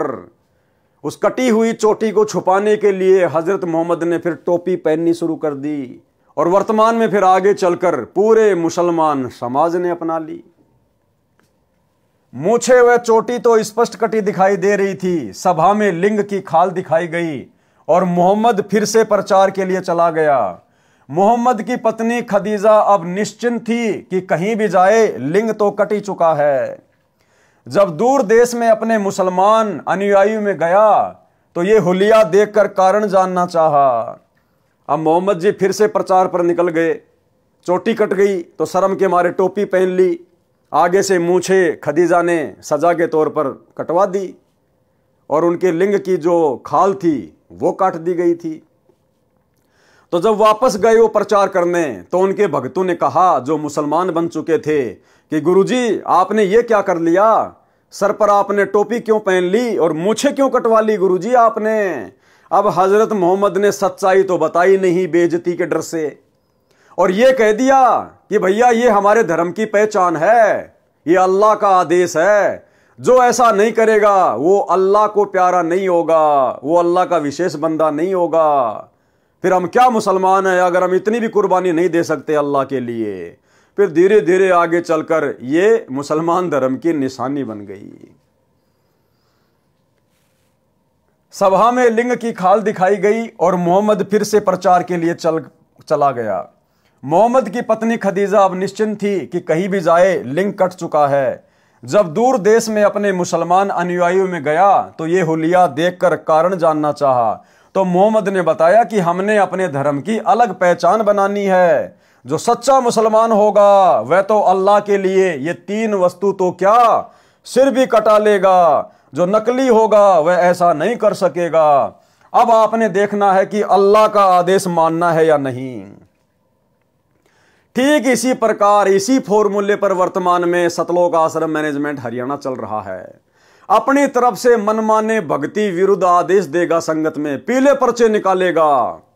गुरुजी का आदेश है कांग्रेस को वोट देना है, गुरुजी का आदेश है बीजेपी का वोट देना है, गुरुजी का आदेश है स्टेडियम बनाना है, जाटों का भवन बनवाना है, गुंडों की सीबीआई जांच करनी है, जाट आरक्षण का समर्थन करना है, अन्य प्रकार की बकवादें। और संगत को डराता है कि जो भगत गुरुजी का आदेश नहीं मानेगा, पीला पर्चा नहीं मानेगा, वो काई का गुरुजी का भगत है, उसके आश्रम में नो एंट्री कर दी जाएगी, उसको आश्रमों में नहीं घुसने दिया जाएगा, उसका कहीं नाम शुद्ध नहीं किया जाएगा। ये तो गुरुजी की लीला है भाई। जो गुरु वचन पे डट गए कट गए फंद 84 के। अगर हम गुरुजी के इन वचनों को नहीं मानेंगे, इन आदेशों को नहीं मानेंगे, हम काहे के भगत हैं। अब भगत बेचारे डर जाते हैं और वो फिर उन पीले पर्चों को, मनमाने आदेशों को गुरुजी का आदेश मान के फॉलो कर लेते हैं। तो इसी प्रकार से हजरत मोहम्मद ने भी अपने भक्तों के बीच में अल्लाह का डर बैठा दिया, जैसे आश्रम वाले पीले पर्चे दिखा के गुरुजी का डर बैठा रहे हैं कि तुम काहे के मुसलमान हो। सच्चा मुसलमान तो अल्लाह के लिए अपनी गर्दन भी कटवा लेगा। फिर चोटी कटवाना, मूंछ कटवाना और सुन्नत करवाना कौन सी बड़ी बात है। सभी मुसलमानों ने अल्लाह का आदेश समझ के कटवाना शुरू कर दिया। इसी तर्ज पे आज सतलोक आश्रम मैनेजमेंट हरियाणा चल रहा है। तो मोहम्मद जी ने बताया कि हमने अपने धर्म की अलग पहचान बनानी है। जो सच्चा मुसलमान होगा वह तो अल्लाह के लिए ये 3 वस्तु तो क्या सिर भी कटा लेगा, जो नकली होगा वह ऐसा नहीं कर सकेगा। अब आपने देखना है कि अल्लाह का आदेश मानना है या नहीं। अब आपने देखना है कि अल्लाह का आदेश मानना या नहीं। ठीक यही शब्द है कि अब आपने देखना है। सतलोक आश्रम मैनेजमेंट हरियाणा का सारनामी भगत नवीन सोनीपत वाला, जिसको आश्रम में प्रधान जी कहते हैं, और महेंद्र का 1 नंबर का चमचा। और जब परमात्मा ने 7 संगतियां शुरू करवाई, संगत को ज्ञान आधार से धीरे धीरे समझवाना शुरू किया, तो इनको खलबली मच गई। 2016 की ये ऑडियो है नवीन सोनीपत वाले की। और संगत में क्या आदेश पारित कर दिया कि हमारे को गुरुजी ने कह दिया है और हमारे को गुरुजी ने लेटर में लिख के भी दे दिया है कि महेंद्र जो मेरा छोटा भाई है वो संगत में जो भी आदेश देगा वो मेरा ही आदेश माना जाएगा। और यदि महेंद्र मेरे से पूछे बिना कोई अपना आदेश देता है तो वो भी परमात्मा का ही आदेश माना जाए। तो फिर नवीन सोनीपत वाला कह रहा है कि अब आपने देखना है। यहां पर हजरत मोहम्मद जी ने कहा ना कि अब आप लोगों ने देखना है, तो नवीन सोनीपत कह रहा है कि अब आप भक्तों ने देखना है कि कमाल की तरह गुरुद्रोही बन चुके उस पवन की बातों को ज्यादा महत्व देना है या गुरुजी की बातों को महत्व देना है। हमारे लिए महेंद्र जी का आदेश गुरुजी का आदेश है, और महेंद्र जी गुरुजी से पूछे बिना भी आदेश दें तो भी हमने गुरुजी का यह आदेश मानना है। अब हमने और क्या चाहिए। यानी बाढ़ में जाओ गुरुजी, बाढ़ में जाओ ये ज्ञान, बाढ़ में जाओ सत्संग, बस महेंद्र जो बोल देगा वो हमारे लिए फाइनल है। यह है सतलोक आश्रम मैनेजमेंट हरियाणा के परम भक्तों का तत्व ज्ञान, सारनामी भक्तों का तत्व ज्ञान। ये नवीन सोनीपत वाला जो सभी स्टेट कोऑर्डिनेटर के ऊपर है, सभी को यह आदेश पारित करता है महेंद्र के कहने से, इनका यह हाल है। पहले ये छोटी सी ऑडियो सुन लो उसकी, सुनिए जी। आप जो कह रहे हो ठीक है, लेकिन सारी संगत के लिए गुरुदेव जी ने आदेश दे रखा है कि भाई मोहनलाल जी की बात मान करके चलें, और मोहनलाल जी की बात मानना हमारे लिए गुरुदेव जी का आदेश है। उसकी बात का खंडन करना गुरुजियों के आदेश का खंडन करना है। और पवन जयपुर वाले जी मोहनलाल जी के खिलाफ मैसेज डालते जाने लग रहे हैं, जो कि गुरु मर्यादा का उल्लंघन है। अब आप लोगों ने गुरु मर्यादा को ज़्यादा रखना है या कमाल की तरह एक दूसरे भगत के ऊपर आश्रित ज़्यादा होना है, यो फैसला अब आप लोगों के हाथ में है। देख लो अब आप क्या करोगे। हमारे को गुरुजियों ने कह दिया भाई मोहनलाल जी की मान के चलो, मोहनलाल जी जो कहें हमारे लिए वो फाइनल है। और ये गुरुजियों ने लिखित में भी दे दिया था, लिखित में भी दे रखा है कि भाई मेरे आदेश को अगर मोहनलाल जी बदल दें तो भी वो मान्य होगा, और मेरे कहे बिना या मेरे से पूछे बिना मोहनलाल जी अगर कोई आदेश दें तो भी वो मान्य होगा। तो इससे ज़्यादा और क्या चाहिए अब हमारे को। गुरुजियों ने कह दिया भाई मोहनलाल जी हैं, फाइनल अथॉरिटी है। तो भाई और बहनों, अब बताओ आप, वो तो बड़ा खुश हो रहा है कि अब हमें और क्या चाहिए। भाई महेंद्र हमारा गुरु बन गया, गुरुजी से पूछे बिना भी आदेश दे सकता है, बस अब हमें और क्या चाहिए। तो यह है भाई और बहनों मनमाना आचरण है। अब महेंद्र तो कल को संगत को लेटरिन खाने का आदेश देगा, देखते हैं देखे कितने खाएंगे, देखते हैं कितने खाएंगे। ये ज्ञान आधार की भक्ति है, देखा देखी की भक्ति नहीं है।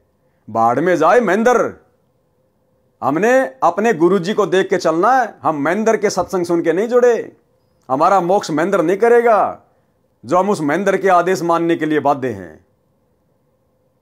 हम अपने गुरुदेव के आदेश मानने के लिए बाध्य हैं, किसी और के नहीं। तो क्या कहा हजरत मोहम्मद ने, वह तो अल्लाह के लिए ये तीन वस्तु तो क्या सिर कटा लेगा, जो नकली होगा वह ऐसा नहीं कर सकेगा। अब आपने देखना है कि अल्लाह का आदेश मानना है या नहीं। तो नवीन सोनीपत वाला भी यह कह रहा कि अब आप भगतों ने देखना है कि उस पवन दास की बात माननी है या महेंद्र जी वाले आदेश मानने हैं। अब बेचारे भगत तो श्रद्धालु होते हैं, श्रद्धालु कुर्बान होते हैं। सब आदमियों ने आगे से मूछें, सिर की चोटी कटवा ली तथा लिंग के आगे से खाल भी कटवा दी, जिससे सुन्नत कहते हैं। फिर तो ये धर्म चिन्ह ही बन गया, छोटी आयु के लड़कों की सुन्नत की परंपरा पड़ गई। अब परमात्मा कहते हैं चलो भाई तुमने सुन्नत करके लड़के को तो मुसलमान बना दिया, लड़की को कैसे मुसलमान बनाओगे। अब मुसलमान धर्म में जो औरतें हैं वो तो मुसलमान है ही नहीं, क्योंकि लड़के की तो आपने सुन्नत कर दी पैदा होते ही, लड़की की कहां से सुन्नत करोगे। ना लड़की के मूछें होती हैं। अब बताओ, ना मुसलमान धर्म में लड़कियां टोपी पहनती हैं, तो मुसलमान धर्म में औरतें तो मुसलमान है ही नहीं फिर। तो ये भी इन सब की भ्रमणा है, ये मनमाना आचरण है। जो हद्दी यानी काल की हद तक की साधना करते हैं उनको तो सब पाप पुण्य भोगने पड़ते हैं। कीड़ी भी मार देते हैं तो उनका भी बदला देना पड़ता है। जैसे बारिश में असंख्यों जीव डूब दिए, नष्ट कर दिए, बारिश से असंख्यों उत्पन्न हो गए, असंख्यों को भोजन मिला, यो तारे यानी कल्याण कर देते हैं। ऐसे परमात्मा भक्तजन संत हैं। सौदा रोकम रोक यानी नगदा नगदी है, अर्थात जैसा कर्म करते हैं वैसा फल हाथों हाथ मिलता है। ऋषि चुनक ने मानधाता चक्रवर्ती राजा की बेहतर अक्षौणी सेना को सिद्धि शक्ति से निर्मित 4 पुतलियों यानी परमाणु बम जैसी घातक शक्ति से नष्ट कर दिया था, तथा कपिल मुनि ने राजा सगड़ के 60,000 पुत्रों को सिद्धि से अग्नि बाणों से मार डाला। उनको अनेकों पाप लगे। राजा जनक विदेही 12 करोड़ जीव आत्माओं को नरक से छुड़वाकर स्वर्ग ले गए। राजा जनक के पुण्य कम हुए, पुनर्जन्म श्री नानक जी के रूप में हुआ। गोरखनाथ जी ने 99 करोड़ राजाओं को ज्ञान सुनाकर राज छुड़वाकर भक्ति पर लगाया। गोरखनाथ ने 99 करोड़ राजाओं के राज छुड़वाकर, जैसे गोपीचंद भर्तरी का, ऐसे 99 करोड़ राजाओं के सतयुग से लेकर वर्तमान तक 99 करोड़ राजाओं के राज छुड़वाए। क्योंकि इनमें सिद्धियां होती हैं, ये हर युग में अपना चोला धारण कर लेते हैं। तो 99 करोड़ तो राजाओं को राज छुड़वाकर भक्ति पे लगाया, बाकी आम प्राणी और कितने होंगे। लेकिन देखो भाई और बहनों, ना मोक्ष उस गोरखनाथ का, ना उन राजाओं का। तो आप और हमारा कितना बड़ा सौभाग्य है, हमारा तो तुरंत मोक्ष। गोरखनाथ ने 99 करोड़ राजाओं को ज्ञान सुनाकर राज छुड़वाकर भक्ति पर लगाया था। अब ये बहुत सारे भगत भाई बहन 100-200 ज्ञान गंगा बांट के 2-4 भक्तों को नाम दिलवाकर अपने आप को पता नहीं क्या समझ लेते हैं। ये शिक्षा लेनी चाहिए गोरखनाथ से। 99 करोड़ तो राजाओं को, आप लोग किसी एक एमएलए को तो नाम दिलवा दो आज। अरे राजा यानी प्रधानमंत्री, राजा की तो छोड़ दो आप अपने गांव के सरपंच को तो नाम दीक्षा दिलवा दो और छुड़वा दो उससे सारे कर्म। असंभव। फिर किस बात का घमंड, किस बात का अहंकार अपने ज्ञान प्रचारक होने का। गोरखनाथ ने 99 करोड़ तो राजाओं को भक्ति पे लगाया था, परंतु मुक्ति दोनों की नहीं हुई, न गोरखनाथ की न राजाओं की। परमात्मा कबीर जी के शरण में श्री नानक जी आए, तब मोक्ष हुआ, तथा गोरखनाथ को भी सतगुरु कबीर जी मिले, उनको सतनाम दिया, वह भी मुक्त नहीं हुए हैं, क्योंकि उनसे सिद्धि से हुई पर सिद्धि का आनंद छूटा नहीं। सारनाम मिला नहीं, गोरखनाथ का फिर जन्म होगा, ब्रह्मचारी रहेगा, सतयुग में 1 लाख वर्ष तक दिल्ली का राज करेगा, फिर सन्यास लेगा। तो भाई गोरखनाथ ज्यादा बड़ा या आप और हम ज्यादा बड़े? परमात्मा की शरण में आने के बाद भी, इतना सिद्धि युक्त होने के बावजूद भी गोरखनाथ का भी इस कलयुग की पिछली पीढ़ी में मोक्ष नहीं है। अभी तो वो सतयुग में जन्म लेगा, उसके बाद दिल्ली का राज करेगा 1 लाख वर्ष तक, क्योंकि सतयुग में 70-80 लाख वर्ष तक इंसान की आयु होती है। 1 लाख साल दिल्ली का राज करेगा, फिर बीच में उसको वैराग्य उत्पन्न हो जाएगा, राजपाट को छोड़ के फिर जंगल में चला जाएगा। तो गोरखनाथ बड़ा या आप और हम? इसलिए परमात्मा कहते हैं, गोरख से ज्ञानी घणे, सुखदेव जति जहान, और सीतासी बहुत भारिया, भाई संत दूर स्थान। इस सतगुरु की शरण मिलना अति दुर्लभ है, जो आज आप और हमें प्राप्त हो गई है। तो गोरखनाथ जैसे तो आप और हमारे आसपास भी नहीं हैं? और हम 2 कोड़ी के राजनेताओं की रैलियों में उनके तलवे चाटते हैं, 2 कोड़ी के राजनेताओं का समर्थन करने के लिए उसकी रैलियों में जाते हैं। तो हम भगत कहां समझ पाए अपने आप को, कहां हम अपने सतगुरु को और उनकी भक्ति को समझ पाए? परंतु भक्ति कलयुग के इस समय में ही होगी, यदि पूर्ण सतगुरु मिल गया तो, अन्यथा फिर किसी अन्य जन्म में परमात्मा कबीर जी की विशेष कृपा से ही मोक्ष मिलेगा। ऐसे तारने के उद्देश्य से भक्ति पर लगा देते हैं, समाधान पूर्ण न मिलने से सब काल जाल में ही रह जाते हैं, यह डोब देते हैं यानी नष्ट कर देते हैं। दुर्भिक्ष अर्थात अकाल का प्रकरण है।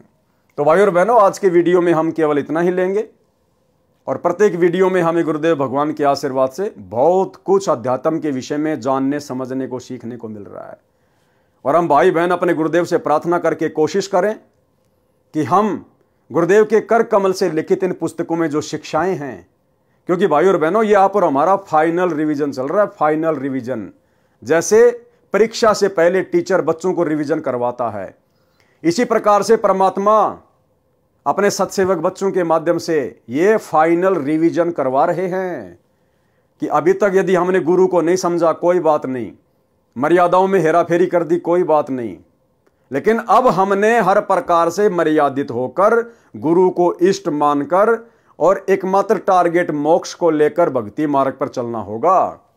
अब यदि हमने गफलत कर दी तो भाई युग परिवर्तन का समय बहुत निकट है, दिन प्रतिदिन दुनिया मौत की तरफ बढ़ रही है।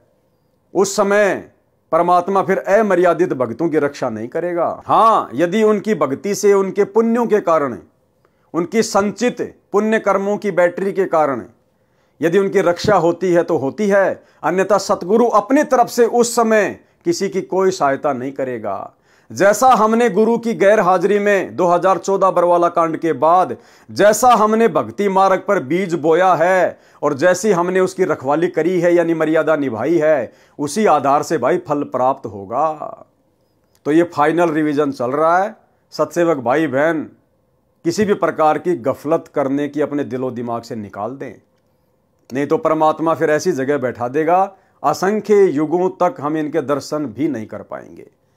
तो भाई और बहनों, बहुत सोचकर समझकर संभलकर हमने भक्ति मार्ग पर एक एक कदम फूक फूक के रखना है। ये हमारा अंतिम जन्म होना चाहिए, अंतिम जन्म। दोबारा जन्म लेने की हम शौपन में भी ना सोचें, तब गुरुदेव भगवान दया बख्शेंगे। और यह तभी संभव है जब हमें आत्म कल्याण की तड़फ होगी, चिंता बनेगी, और चिंता बनेगी ज्ञान से, और ज्ञान हृदय में टिकेगा मर्यादा से, और मर्यादा निभाई जाएगी भय से, और भय बनेगा गुरु जी के ज्ञान से। गोल गोल चक्कर है। अंत में ज्ञान को आधार बनाना पड़ेगा, गुरु को इष्ट मानना ही पड़ेगा, साध संगति से जुड़ना ही पड़ेगा। अन्यथा आपके भक्ति रूपी मटके में जो छेद हो रखा है भाई, वो छेद नहीं रुकेगा साध संगति के बिना। ये पंचर तो साध संगति में ही लगेगा। तो भाई और बहनों, आज की वीडियो में केवल इतना ही। कल रात्रि 8 बजे सभी भाई बहन फिर से लाइव जुड़िए। तब तक गुरुदेव भगवान हम सबको आज्ञा दे, इजाजत दे, आशीर्वाद दे। बंदी छोड़ सतगुरु रामपाल जी भगवान की जय हो।